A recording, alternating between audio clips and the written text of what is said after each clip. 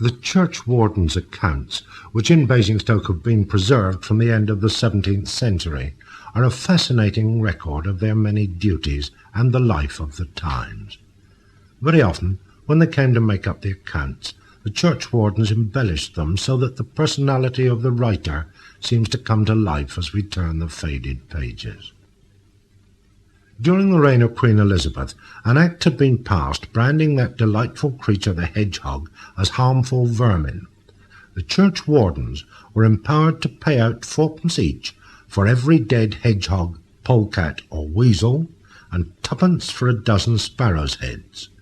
In the year 1760, they had to pay cash for 103 hedgehogs, 6 polecats, 23 weasels, and 129 dozen sparrows' heads. This was, of course, before the motor car had been invented. The established church was at this time much concerned by the Methodist revival. In February 1738, the vicar of Basinstoke wrote to the town clerk as follows: "They write from Basinstoke that on Sunday last the Reverend Mr. Charles Kinchin held a public meeting consisting chiefly of dissenters of both sexes, who were very numerous, at the Crown Inn in the town, where he prayed much extempore, and preached after the manner of the Methodists, taking a whole chapter for his text, the noted Mr. Whitfield having done the same thing at the King's Head." John Wesley was also a frequent visitor to the town. February 10th, 1759. Rode to Basinstoke, where the people put me in mind of the wild beasts at Ephesus. Yet they were unusually attentive in the evening. September 24th, 1759. Preached at 8 a.m. at Brentford, and in the evening at Basinstoke.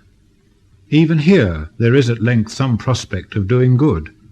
A large number of people attended, to whom God enabled me to speak strong words, and they seemed to sink into the hearts of the hearers.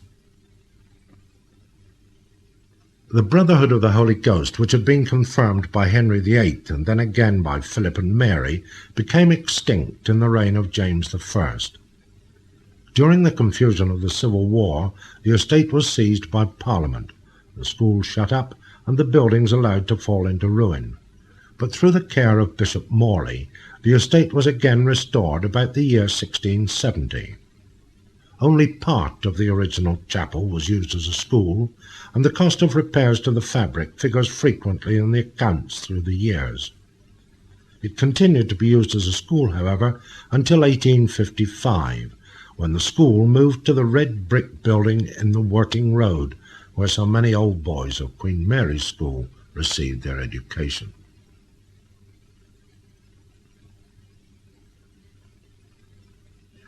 One of the best-known pupils of the Holy Ghost School, as it was still called in the 18th century, was Gilbert White, the immortal author of the Natural History of Selborne.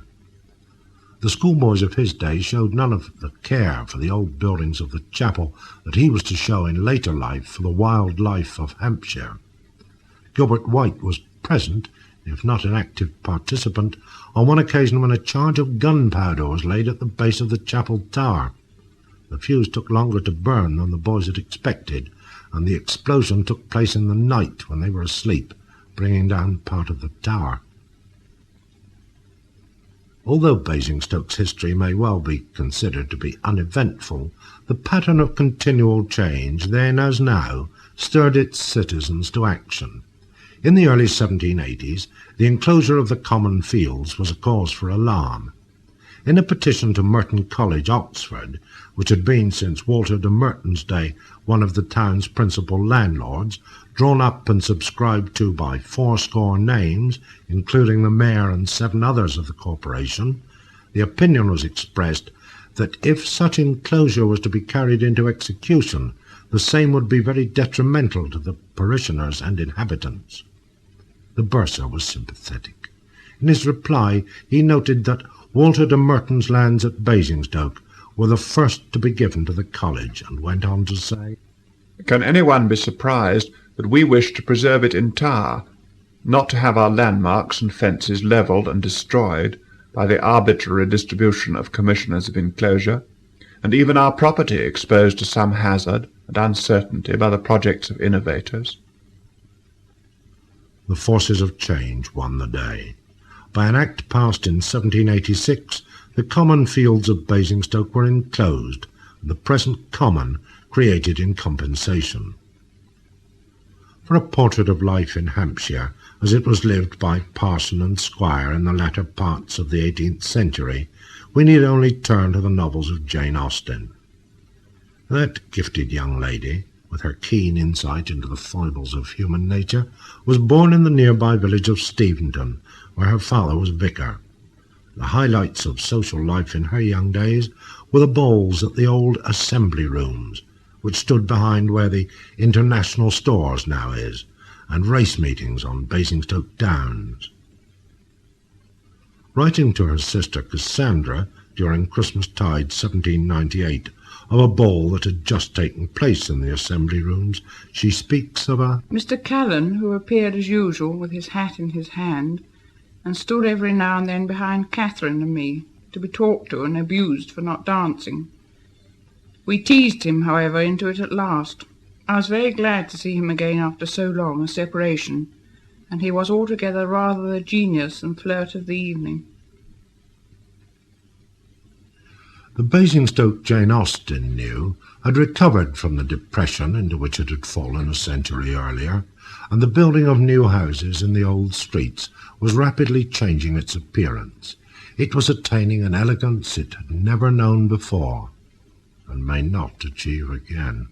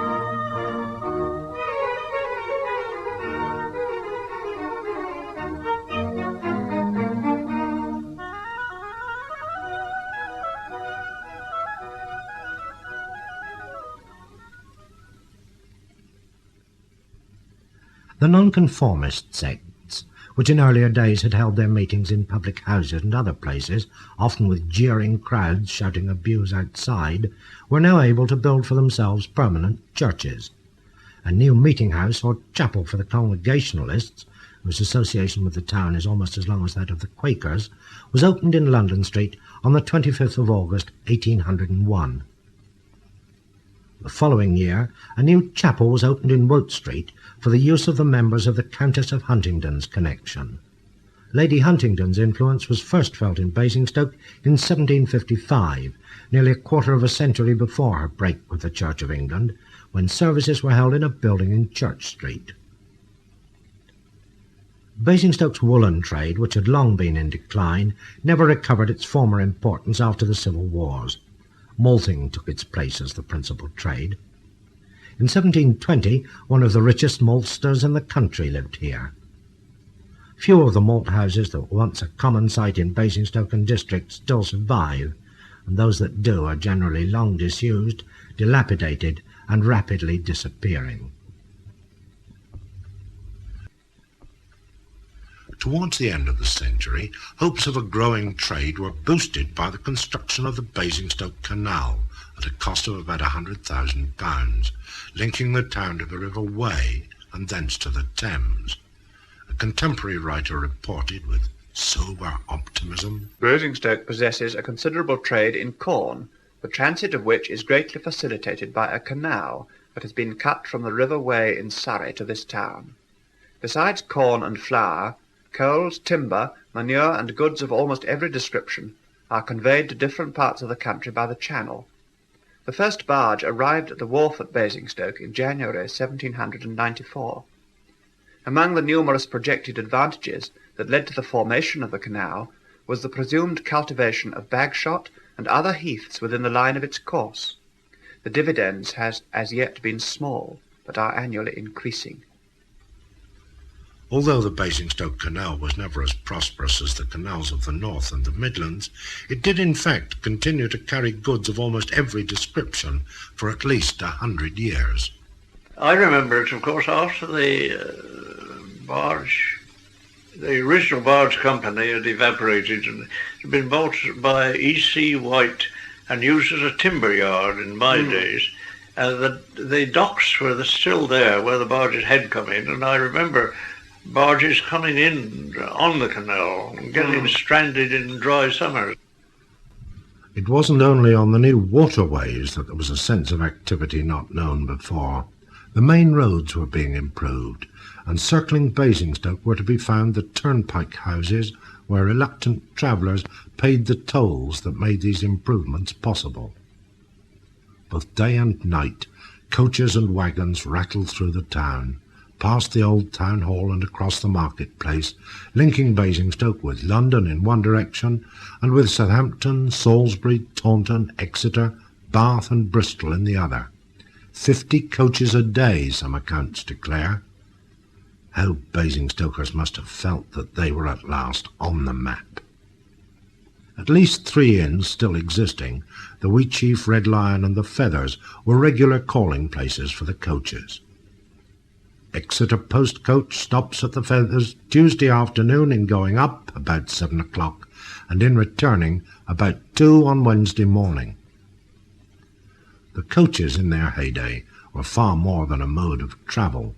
To contemporaries they expressed the poetry of motion.